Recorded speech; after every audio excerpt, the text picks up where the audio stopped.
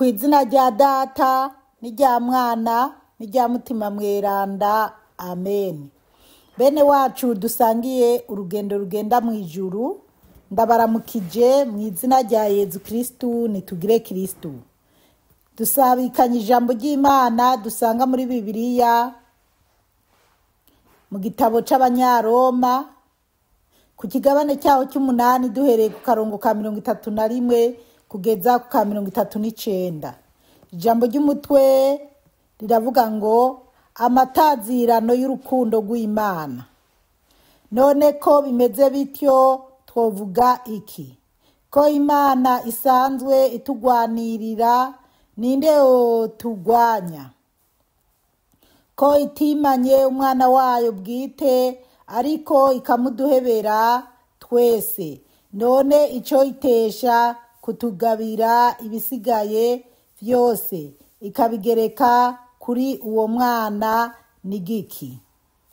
Ninde azokwagiriza abatowe n'Imana?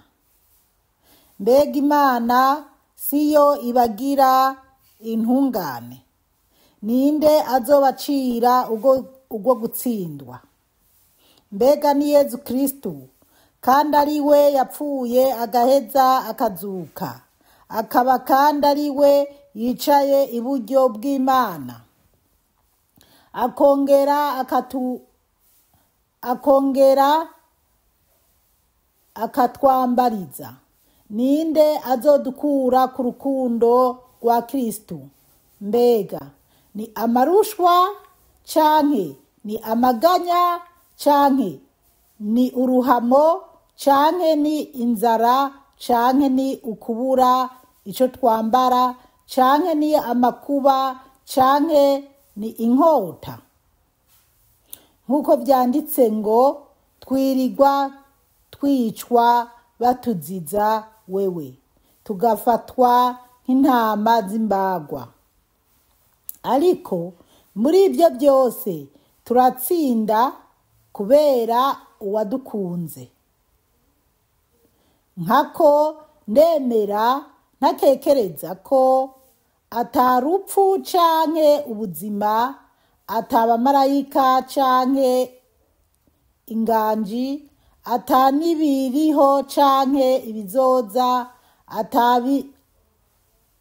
atabifise ububasha, atabiri mu kirere canke ibwina, atanikiremwa na kimwe kizoshobora kudukura ku rukundo rw'Imana rwamenyeshejwe muri Kristu Yezu umukama wacu. Bene wacu muri Yezu kristu, iri ni ijambo ry'Imana, dushimiye Imana. Bana b'Imana, ijambo ry'Imana tugiye kuzirikana mu gitabo c'Abanyaroma, turisunga iri jambo ry'umutwe rivuga ngo amatazirano y'urukundo rw'Imana. Urukundo rw'Imana, bana b'Imana, reka tubwumvirize kuri 31. Haravuga ngo 31 canke 31. Haravuga ngo none ko bimeze bityo twovuga iki? Aha rero umuntu yo kwibuka ko twasomye kuri 18 tukageza ku 30, aho ijambo ry'umutwe twazirikana ryavuga ngo ubu ninahazwa twimirije. Ubwo ndibaza mu bamwe muracyabyibuka. Ngo none ko bimeze bityo twovuga iki? Turabandanya kumviriza ko Imana isanzwe itugwanirira, ninde utugwanya? Bana b'Imana, ko Imana isanzwe itugwanirira, ninde utugwanya? Uko biri kose ushobora kubona uruhande urimo. Uri mu ruhande rw'Imana. Imana ni ikugwanirira. Kujewe niyo ingwanirira, kuko iyo atabingwanirira ibyanje biba bimaze kuba bibi gusumba. 32. Ko itimanye umwana wayo bwite ariko ikamuduhebera twese, none ico itesha kutugabira ibisigaye byose ikabigereka kuri uwo mwana ni giki. Bana b'Imana, ngo Imana ntiyimanye umwana wayo. Bana b'Imana, urukundo rw'Imana ni rurerure cyane. Umukobwa Oliva wo mu Rwanda niwe yaririmbye ati urukundo rw'Imana ngo ni rurerure cyane, ngo iby'Imana idukorera ntawo birondora. Nibyo kweri, kandi siwe gusa yaruririmbye, abantu bose, abantu bemera bose barazi urukundo rw'Imana. Cyane cyane abantu bemera Yezu Kristu barazi urukundo rw'Imana, kubera Imana yemeye kutugabira Yezu Kristu. Bamwe baba bumva, hari abantu baharira bavuga bati Yezu si Imana, Yezu si Imana, Yezu ni yararemwe. Mbega badaha agaciro Yezu Kristu nk'Imana, ariko Yezu niwe Imana, kuko Bibiliya irabyisigurira neza. Na Yezu ari kubatizwa, Imana yarabyivugiye. Rero twebwe twumve neza ko urwo rukundo rw'Imana rwatumye yemera kwitanga canke itugabira Yezu Kristu, akagenda akavukira kuri Bikira Mariya, akabaho, hanyuma akabambwa kugira tubeho. Urwo rukundo Imana yadukunze rwatumye iva mu ijuru cyane, rwatumye Yezu ava mu ijuru akaza mu isi, agakena, akabana n'abantu, akajya nabi. Nje nibuka ko uno munsi ariho ndi mu misa yo mu gatondo twumvise ijambo ry'Imana. Kwanza ijambo ry'Imana baduhaye kuri Radio Mariya rivuga ingene zake uko zake yarameze, n'ukuntu Yezu yagiye kwinjira mu nzu ya zake agasangira n'abacumuzi. Rero Yezu yavuye mu ijuru ataraba, ajya ibyo abonye byose, ahasanze amateke ahiye akarya, ahasanze ibijumbu bihiye akarya. Mbega akifatanya n'abakene, akamenya iyo nabana n'abakene. Kandi twebwe biratugora kubana n'abakene. Ababonye yinjiye mu nzu z'abatoza kori canke kwa zake, ndabira ingene urya mwigisha tuzi ko ari umuntu w'Imana aza gusangira n'abanyakabi. Imana iduhe gutahura cyane. Rero Imana yavuye mu ijuru irazibana natwe. Yezu yaje mu isi abana natwe, aratwigisha kugira tumenye urukundo Imana idukunda ukuntu ari rurerure cyane. Reka tubandanye. 32 hakavuga ngo ninde azokwagiriza abatowe n'Imana. Ngo ninde azokwagiriza abatowe n'Imana. Aha rero ni kibazo gikomeye. Bana b'Imana, ni Yezu Kristo azotwagiriza, kuko niwe azoducira urubanza, kuko umuntu atamwemeye. Kandi n'ibyo bibazo byose yemeye kubamo mu isi, turazi ko yakubiswaga, hura n'ibigeragezo byose bishoboka kugira aducungure, kugira dutinye icyaha. Mbega ni Yezu Kristu. Aho baca batubaza ngo mbega ni Yezu Kristu, kandi ari we yapfuye agaheza akazuka. Niko kuri nyene Yezu Kristu yapfuye akazuka, tukabimenya neza. Niwe dukwiye kubaha, tugakurikira, tukemera rya jambo yatubwiye, ajya amajambo yatwigishije. Turaza amajambo yatubwiye ati ukunda Imana kuruta byose, ukunde mugenzi wawe nk'uko wikunda wewe nyene. Kandi nyimba ushaka kubaho, uhebe ibyo utunze byose unkurikire. Rero suko ucuheba n'amamodoka wari ufise n'ibiki ngo ugiye gukurikira Yezu, mugabo wewe kubiheba, kuko hariho wa musore Yezu yabwiye ati genda utanga ibi n'ibi ubihaboro. Uwo muhungu akababara kuko yarakize. Rero natwe biratugora guheba ibyo dutunze ngo dukurikire Yezu, ariko Yezu Kristu kumukurikira suko uba mayibobo, kumukurikira suko ufata ibyo utunze byose nyene ukabita mugabo, kandi hari n'ababitorewe guheba ibyo batunze bakamukurikira nyene gutyo. Rero ariko wewe icyo usabwa na Yezu Kristu cy'urukundo nukumva ko ibyo ufise wo bisangira n'aboro, wo bisangira n'abandi, ntiwigungire ko kuko abantu benshi twigungira ko. Tukumva tutokura 100 mu gihumbi, tukumva tutokura ibihumbi 10 mu miliyoni. Imana idutabare cyane. Akaba kandi ari we yicaye iburyo bw'Imana. Yezu Kristu niwe yicaye iburyo bw'Imana. Amen. Akongera akatwambariza. Yezu Kristu aratwambariza. Amen, amen, amen. Akomeza dusabire. 35. Ninde azodukura ku rukundo rwa Kristu? Ngo ninde odukura ku rukundo rwa Kristu? Kristu Yezu. Ninde bantu b'Imana? Nta na kimwe gikwiye kudukura ku rukundo rw'Imana. Ariko hano barabitubwira kandi, mbega ni amarushwa? Barakubaza, barambaza. Mbega ni amarushwa? Turabandanya. Canke ni amaganya?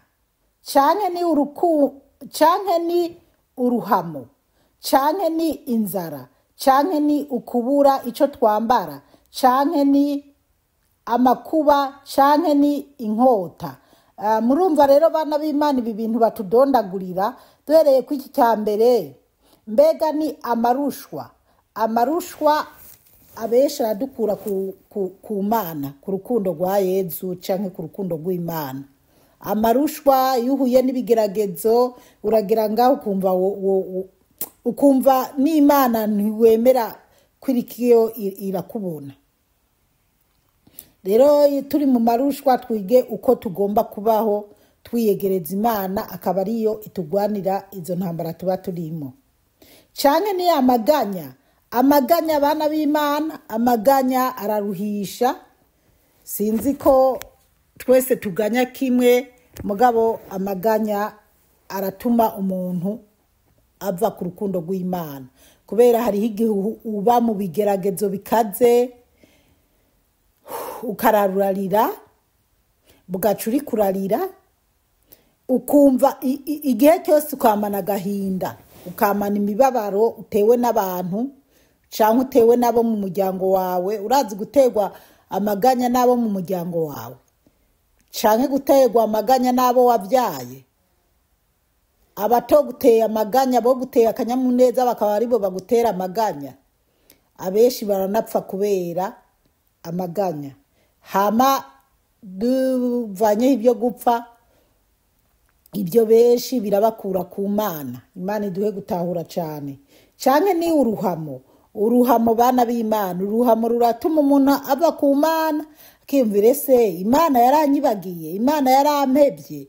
Ukumva umenga kweri Imana yaraguciriye kwiteka ntikikubona. Njewe nama ndabashingira inaye zanje. Nigeze kubaho numva nibaza nti ikintu nacumuye ku Mana, uburanye Imana yibaza ati nigiki nagukoreye gituma umpana gusumba abandi bose. Ukumva ko Imana yaguhanye gusumba abandi, ariko ntabwo Imana iba yaguhanye. Imana irakureka bikagushikako, kandi Imana ibiri mu ruhande rwawe naho utayibona. Imana muba muri kumwe, ikakureka ibibazo bikagukubita mugabo ikakurinda, kuko Imana yabwiye shitani iti genda ugerageze Yobu mugabo ntumwaka ubuzima bwiwe. Yobu ibintu byose biramuvako mugabo aragwara, aragera kure mugabo asigara afise umutima akiri mu buzima.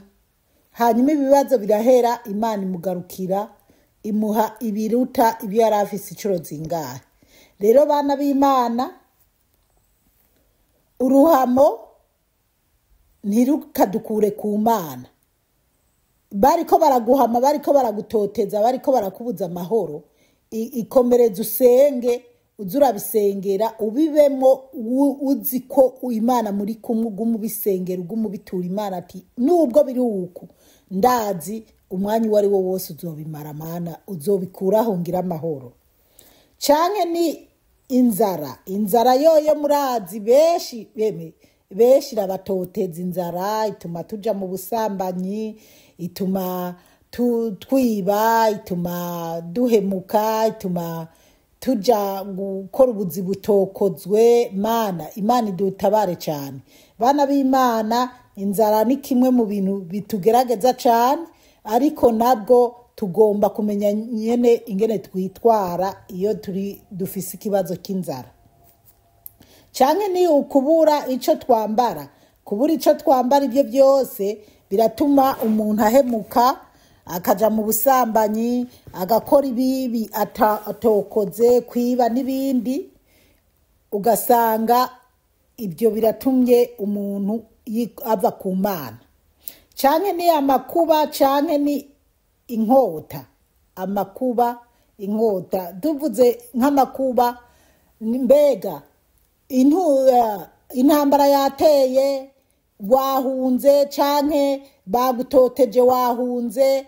Iyo abantu bahunganaho kubera inzara, kubera ibibazo, bituma abantu bahemuka, bakiba, bakabesha, bagacumura mu buryo bwose bushoboka, haba mu busambanyi, haba mu ngeso mbi. Mbega ugasanga umuntu yavuye ku Mana. Aha ho bavuga ngo canke ni inkota. Inkota urumva nk'intambara, canke kwicwa, canke ugomba kwicwa, bituma umuntu ava ku Mana. 3:8 hakavuga ngo nk'uko vyanditse ngo twirigwa twicwa batuziza wewe, tugafatwa nk'intama z'imbagwa. Imana idutabare cyane. Bana b'Imana, ngo twirigwa twicwa duhogwa wewe. Aho ni ukuvuga ko Paulo yaravuga bino bintu kubera ko kwicwa abana b'Imana, murazi neza ko abantu bama bavugira ijambo ry'Imana by'ukuri baba barimo neza, barakunda gutotezwa, barakunda kwicwa. Abagatolika turazi aberanda, turamezirikana tukamenya umweranda runaka yazize iki, umweranda runaka bamwishe ariko araza kuvuga ijambo ry'Imana, bamubwira ati bivemo. Mw'iyi minsi nyene niho twabonye bajya bahunga indwi, base kujya ibyo kujya byanduye, baremera baricwa. Amategeko yabo yababuza, baremera baricwa. Na nyina aravuga ati bana banje nimukomere, baremera baricwa. Rero hari igihe umuntu agera mu bihe akicwa ariko arahogwa Imana. N'abandi rero baca bavuga ati iyo Mana ndayihevye, mugabo mundeke twari utwo nivugira. Umuntu agaca avuga yuko ibyo by'Imana atabirimo. Ariko wopfuma wemera bakica umubiri, mugabo umutima wawe utazigera upfa na rimwe, ukagenda ku Mana aho uzoruhuka neza. Nayo ubundi wemeye gupfira mu byaha, ugapfa uri kurahakana Imana, ni gihonomu. Kandi imyaka y'ubuzima bwawe bwose nyimba ari imyaka, ibihe bitazoshira mu muriro udahera kwa shitani. Rero hagarara neza, ugume mu kwemera, n'ibihe bikomeye bigera, Imana izokugwanirire. Hari byinshi tubona tworabira ko bigenda biba ngaha mu isi, abatagira intege bagacika intege n'ingoga, ariko abandi nabo bafise Imana bayikomeye ko bakaguma bavuga bati naho byomera gute sishobora guhemukira umukama. Nukuraba rero kuko guhemuka biri mu buryo bwinshi. Tugiye no mu by'amadini, urabona ko hari abantu baba baremeye bakaja mu idini runaka, bakabatizwa bakomeye, mugabo haza abandi ati urya dini wagiyemwo siryo, waramenje, waragize iki, ugacu ukagenda ahandi. Hajya hose uri kurahakana Imana. Sinzi aho nigeze kumva ngo mu kubatiza umuntu bamubwira ngo ntuzume nibanga ngo nk'iryo wameneye gatolika. Imana idutabare cyane. Rero kuja mu madini, hari abantu usanga yavuye mu idini rimwe, yavuye muri gatolika ari mu bapenigoti yavuye yageze mu baporo yavuye yageze mu bakaruvariyo yavuye yageze mu basamble. Ugasanga ukibaza yarabuze ahantu by'ukuri Imana iri. uzoze rero umuntu w'Imana uzoze uraba neza nyimba koko uri mu Mana neza canke uri muri Yezu Kristo by'ukuri. Uzosanga uri ufise umudayimoni aguma kwereka ati hajya siho, hajya siho, hajya siho. Niyo mpamvu rero ushobora guhura n'abiruka bose ngo Imana yanyeretswe kuri wewe, ngo Imana yambwiye ibi, ukajana navyo kandi arababesha. Imana iduhe gutahura cyane. 3:7 hakavuga ngo ariko muri ibyo byose turatsinda kubera uwadukunze. Haleluya, amen. Ngo kubera ibyo byose ngo turatsinda kubera uwadukunze. Kubera Yezu Kristo, umuntu yizeye Yezu Kristo aguma atsinda.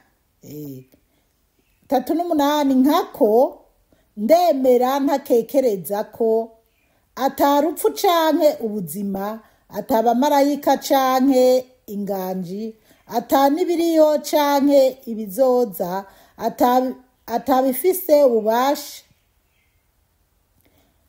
3:9 atabiri mu kirere canke ibwina, atanikiremwa na kimwe kizoshobora kudukura ku rukundo rw'Imana rwamenyeshejwe muri Kristo Yezu umukama wacu. Amen.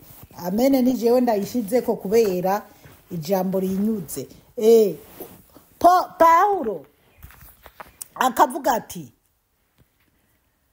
uko byogenda kose, haba ibyo mu kirere, haba iby'ikuzimu, haba iby'abahinga bo mu isi, haba n'iby'ibwina bumeze gute, nta na kimwe cyoza kidukura ku rukundo rw'Imana. Twamenyesherejwe muri Yezu Kristo. Ni ukuvuga rero bana b'Imana, umuntu wese yemera urukundo rw'Imana, yemera ko Yezu Kristo ari Imana, yemera akabona ikintu gikomeye Imana idukunda yadukoreye, ntabwo yova ku Mana. Nigwaba rujya ruhamo, uwo muntu ntazotsindwa.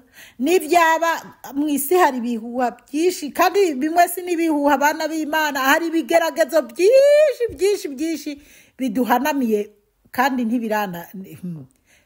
Bimwe biracyari mu ntango, mugabo ubu bigiye kugera mu ndiba nyene mu mazi abira. Ngira bamwe barazi ko kama nyimba ari mu Bwongereza canke ndazi ko bamwe muri kubona iyi siri kiragenda ija ku bintu bigiye kuza bikogwa mpaka dukoreshe ibya bimenyetso bya Antikristo. Rero nukuraba rero ntihagire igidukura ku rukundo rw'Imana, ku rukundo rwa Yezu Kristo, kubera mu isi cyane abantu turi mu bihugu biteye imbere hazi ibintu byinshi ubona ko ari ibintu byogerageza kugukura ku rukundo rw'Imana canke bikura abantu ku rukundo rw'Imana. Rero uri umukristo, uri umurokore, uri umuntu wizera ko urukundo rwa Yezu Kristo, urukundo rw'Imana rwatumye Imana iduhebera umwana wayo Yezu Kristo. Laba neza ntuze wisange wakuwe kuri Yezu Kristo no kubera amaronko y'ibyisi no gukunda ibyisi, kuko ibyisi bituma abantu tuva ku Mana, umuntu akazisanga atahiye umuriro udahera kandi Imana yari yaramuteguriye ijuru. Bana b'Imana rero mukomeze muhezagirwe. Hama ndasaba abantu baza baranshira mu magurupe, ntihagire umuntu azoza aranshira mu igurupe tutabanje kubivugana bana b'Imana. Buriya wa mugani gukorera Imana ntibiba byoroshe. Hari abantu munshira mu magurupe mutambajije canke mutagize iki kubera ibintu mushaka tujemo, kandi je nkasanga ibintu tugiyemwo ntibimpa uburenganzira bwo kuba mu iyo gurupe bivanye n'ubu butumwa nkora. Rero nkuko nyene umukama ambwira ati ntitukikure ku rukundo rwa Yezu Kristo, sishaka kuva ku rukundo rwa Yezu Kristo kubera ibintu bimwe na bimwe byo mu isi. Oya, muze mumbabarira, umuntu ashirira muri gurupe twabisezeranye kandi yumva neza ko ninashira mu ijambo ry'Imana ko bitazomucokoza, kuko naho mba ntakoze ubutumwa, kuko hari igihe ntakora ubutumwa bivanye n'umwanya canke n'ibibazo hari igihe haba ibintu runaka vyotuma mara iminsi ntariko ndakora ubutumwa, ariko burya butumwa je kenshi mba numvirije buvuye mu magurupe atandukanye, nk'ubutumwa mba narose kuri radiyo Mariya, ubutumwa mba numvise bukankurako mu yandi magurupe naho ubutobu bw'abagatolika bwo mu yandi madini ndabusabikanya. Rero iyo ndiko ndabutanga sinza kurabira ngo amagurupa ya canke umuntu uyu oya, ndashira hose. Rero ugaca usanga abantu bamwe biriko birabacokoza. Rero je shaka abantu bacokozwa n'ibyo mba ndiko ndigisha. Sishaka abantu babazwa nuko ndiko ndashira ijambo ry'Imana mu magurupe. Rero kunshira muri gurupe umuntu azoza abanza mbaze tubyumvikaneko, tutabyumvikanyeko sishaka kuja mu magurupe atampamvu. Imana yo mwijuru ibahezagire cyane, mwarahezagiwe n'Imana. Ku izina rya Data n'irya Mwana n'irya Mutima Mutagatifu, amen.